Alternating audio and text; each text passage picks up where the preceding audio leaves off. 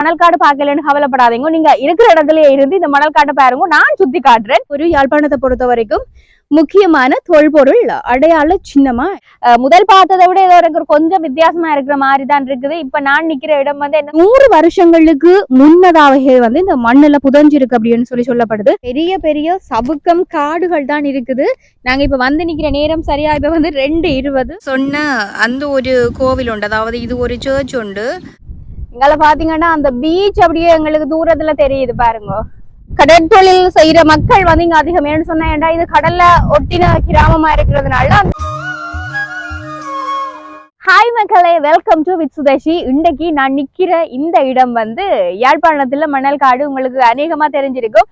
நீங்க வந்து யாழ்ப்பாணத்துல ஒரு பெஸ்டான பிளேசஸ் போகணும், நிறைய டூரிஸ்ட் பிளேசஸ் போய் பார்க்கணும்னு சொன்னா அதுல மணல் காடு ஒன்றா இருக்கும். இன்றைக்கு நாங்க இந்த மணல் காட்டுல தான் நிக்கிறோம். கிட்டத்தட்ட நான் ஒரு 10-12 வருஷத்துக்கு பிறகு மணல் காட்டுக்கு வந்திருக்கிறேன்.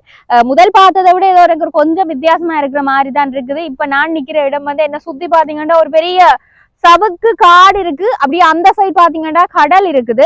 அதை விட பெரிய பெரிய மண் திட்டிகள் இருக்கு. அதை விட இங்க ஒரு உடைஞ்ச நிலையில இருக்கிற ஒரு ஒல்லாந்த காலத்து தேவாலயம் ஒன்று இருக்குன்னு சொல்லிடும். அதை விடவும் இன்னும் ஒரு மணல் காட்டுல இருக்கிற ஒரு பிரசித்தமான ஒரு தேவாலயமும் இருக்குது. அப்படியே எல்லாத்தையும் இந்த காணொலியில நாங்கள் பார்ப்போம். அதுக்கு நீங்க மறக்காம என்ன செய்யணும்னு சொல்லி சொன்னால் சப்ஸ்கிரைப் பண்ணி வைங்க. அதை விட மணல் காடு பார்க்கலன்னு கவலைப்படாதீங்க. நீங்க இருக்கிற இடத்துல இருந்து இந்த மணல் காட்டை பாருங்க, நான் சுத்தி காட்டுறேன். இன்றைக்கு நாங்கள் இந்த வீடியோக்குள்ள போவோம். மறக்காம அந்த சப்ஸ்கிரைபை மட்டும் பண்ணிடுங்க. பெரிய பெரிய சவுக்கம் காடுகள் தான் இருக்குது. நாங்க இப்ப வந்து நிக்கிற நேரம் சரியா இப்ப வந்து 2:20. வெயிலும் கொஞ்சம் நல்லா அடிச்சு கொண்டிருக்குது. அதை விட அதுல தூரத்துல தெரியறது பாருங்க, மண் திட்டு மாதிரி தெரியுது. அதை விட இதுக்குள்ள ஃபுல்லாவே எல்லாமே இருக்கிறது சவுக்கு தான். நாங்கள் இனி அங்கால அந்த கடல் சைட் போயிட்டு மிச்ச மிச்ச விஷயங்களை பார்ப்போம். இந்த ஒரு ஃபுல்லா இந்த வியூ இருக்க பாருங்க, செம்மையா இருக்குது.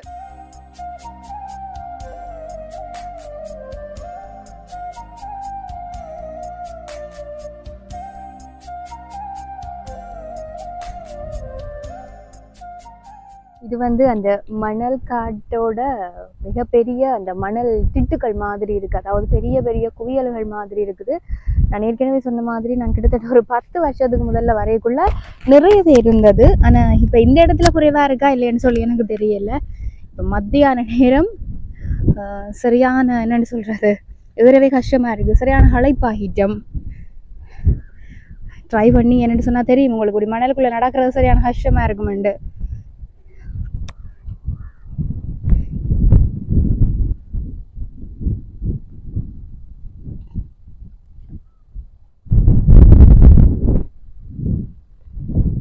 மணல் திட்டால ஏறி வந்து நாங்க இங்கால பாத்தீங்கன்னா அந்த பீச் அப்படியே எங்களுக்கு தூரத்துல தெரியுது பாருங்க. அல்ல சத்தம் இங்க இருக்கவே அவ்வளவுக்கு கேக்குது. இப்ப நான் இந்த ரெண்டு தான் அப்படியே ஏறி வந்தேன்னா இதுல அப்படியே பீச் இருக்கு.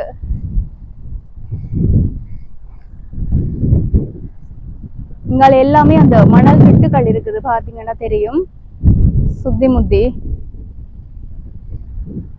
கிட்டத்துல போய் பார்க்கலாம். ஆனா இங்க இருந்து பார்க்க டக்குன்னு தெரியுற மாதிரி இருக்குது. ஆனா அவ்வளவு கொஞ்சம் இன்னும் அதுக்கு தூரம் போகணும். அலையெல்லாம் சரியா இருக்கு. இப்படி அங்கால போனோம்னு சொல்லி சொன்னா நான் சொன்ன மாதிரி இங்க இருக்கிற மக்கள் எல்லாருமே வந்து அநேகமா தங்கட வாழ்வாதாரத்துக்காக கடற்தொழில் செய்யற மக்கள் வந்து இங்க அதிகம் சொன்னா இது கடல்ல ஒட்டின கிராமமா இருக்கிறதுனால அந்த இங்க மணல் காட்டுல இருக்கிறவர்கள் அதிகமானவர்கள் இந்த கடற்தொழில தான் செய்வினும் வந்துட்டு வேண்டாம். இந்த வலைகள் அந்த பொருட்கள் எல்லாமே இருக்கு. கடல் அந்த மீன்பிடிக்க தேவையான பொருட்கள் எல்லாமே அதுல இருக்குது. சோ நாங்க வந்துட்டோம். டக்குன்னு ஓடி போய் அதுல ஒருக்கா நம்ம பாப்போம். அந்த இது இருக்கா வந்துட்டோம், கடலுக்கு கிட்ட வந்துட்டோம். அந்த அலையே சட்டியா வருது. சரியான அலை அடிக்கிற கடல் இது. இந்த பாருங்க, அடிச்சு அடிச்சு எங்க வரைக்கும் வந்திருக்கு இந்த அலை அப்படின்னு சொல்லிங்க. உங்களுக்கு பாருங்க, இப்ப இப்படியே போயிட்டு இருக்கிறோம். இங்க வரைக்கும் அடிச்சு அடிச்சு இப்படியே இருக்கு. இங்க வரைக்கும் வந்திருக்கு.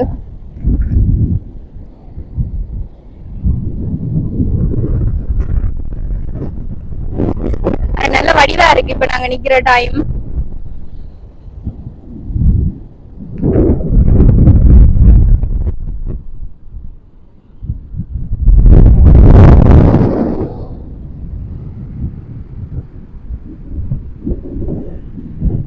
இப்போ மணல் காட்டிலேயே நாங்கள் ஒரு முக்கியமான ஒரு இடத்துல நிற்கிறோம்னு சொல்லலாம். அதாவது எனக்கு பின்னுக்கு உங்களுக்கு பார்க்க தெரியும், இது வந்து ஏதோ ஒரு உடைஞ்ச ஒரு பழைய காலத்து கட்டிடம் அப்படின்னு சொல்லி நீங்க நினைக்கக்கூடும். இது உண்மையில ஒரு பழைய காலத்து கட்டிடம் தான். அதாவது என்ன அப்படின்னு சொல்லி சொன்னால், இது எங்கட இலங்கையை பொறுத்த வரைக்கும் அந்நிய ஆதிக்கம் என்றது எங்கட இலங்கையில அதிக அளவிலேயே நடந்திருக்கு. 3 இனத்தவர்கள் எங்கட இலங்கையை வந்து ஆட்சி செய்திருக்கிறோம். அப்படி ஒல்லாந்தரனுடைய காலத்துல கட்டப்பட்ட ஒரு பெயர் சொல்லக்கூடிய ஒரு டச் தேவாலயம் தான் இந்த ஒரு தேவாலயம். இன்றைக்கு நீங்க வந்து இப்படி இதை சிதைவுகளாக மட்டும்தான் இதை இன்றைக்கு நீங்க பார்க்கக்கூடிய மாதிரி இருக்குது. கிட்டத்தட்ட இந்த ஒரு டச் தேவாலயம், அதாவது நீங்க அதை வடிவ பார்த்து கொள்ளலாம். இந்த ஒரு டச் தேவாலயம் வந்து நாங்க பார்த்தோம்னு சொல்லி சொன்னால் 100 வருஷங்களுக்கு முன்னதாகவே வந்து இந்த மண்ணில் புதஞ்சிருக்கு அப்படின்னு சொல்லி சொல்லப்படுது.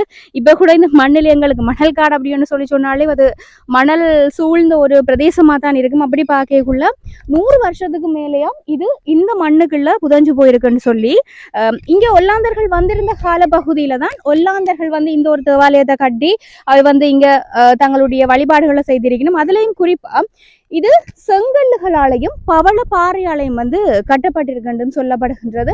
உண்மையில இந்த ஒரு நிலைமையில இப்படித்தான் இந்த தேவாலயம் இருக்கு.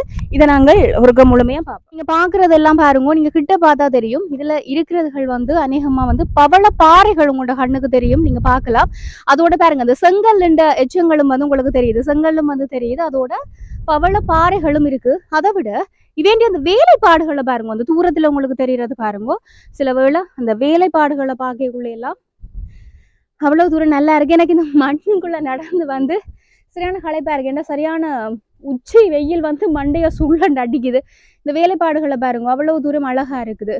100 வருஷங்கள் புதஞ்சிருக்கிற ஒரு பொக்கிஷம் தான். இதுல குறிப்பா என்ன விஷயம் அப்படின்னு சொல்லி சொன்னால் என்ன போக்கஸ் பண்ண இதுல இப்ப முக்கியமான விஷயம் என்னன்னு சொல்லி சொன்னால் தொல்பொருள் திணைக்களம் வந்து இது ஒரு தொல்பொருள் சின்னமா வந்து இப்ப பிரகடனப்படுத்தி இருக்கணும். அதாவது இது பல வருஷங்களுக்கு முதல்லயே வந்து பிரகடனப்படுத்தியாச்சு. ஆக இப்ப நாங்க நிக்கிறது கூட ஒரு தொல்பொருள் வரலாற்று முக்கியத்துவம் வாய்ந்த ஒரு தொல்பொருள் இடத்துலதான் நிக்கிறோம் அப்படின்றது இது பல பேருக்கு தெரிஞ்சிருக்கும், இன்னும் பல பேருக்கு தெரியாம இருக்கும். ஆக இது ஒரு யாழ்ப்பாணத்தை பொறுத்த வரைக்கும் முக்கியமான தொல்பொருள் அடையாள சின்னமா இருக்கு.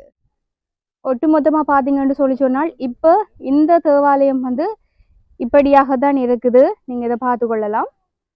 வெளியில பார்த்தோம்னு சொன்னால் நல்ல அழகான ஒரு வியூ. இது வந்து நான் சொன்ன அந்த ஒரு கோவில் உண்டு, அதாவது இது ஒரு சர்ச் உண்டு. இது நாங்கள் வார வழியிலேயே இருக்குது.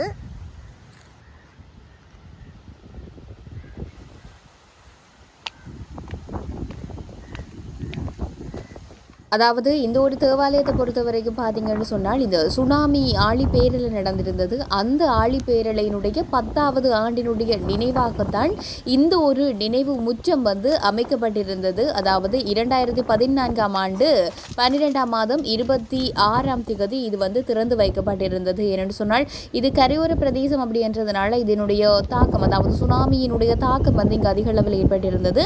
அதன் ஒரு நினைவாகத்தான் இந்த ஒரு நினைவு முற்றம் வந்து இங்கே திறந்து வைக்கப்பட்டு இங்கே ஒரு தேவாலயமாகவும் வந்து கட்டப்பட்டிருந்தது. ஃபைனலி மணல் காட்டில் இந்த இடங்கள் தான் மிக முக்கியமாக நாங்கள் பார்க்கக்கூடிய இடங்களாக இருக்குது. இது எல்லாத்தையும் இந்த காணொலியில் நான் உங்களுக்கு காட்டியிருக்கிறேன். இந்த காணொலி உங்களுக்கு பிடிச்சிருந்துச்சு அப்படின்னு சொன்னால் நான் ஏற்கனவே சொன்ன மாதிரி மறக்காமல் சப்ஸ்கிரைப் பண்ணி வச்சுக்கொள்ளுங்க. இது மாதிரி இன்னும் ஒரு இன்ட்ரெஸ்டிங்கான வீடியோவில் சந்திச்சு கொள்ளுவோம். நன்றி உறவுகளே.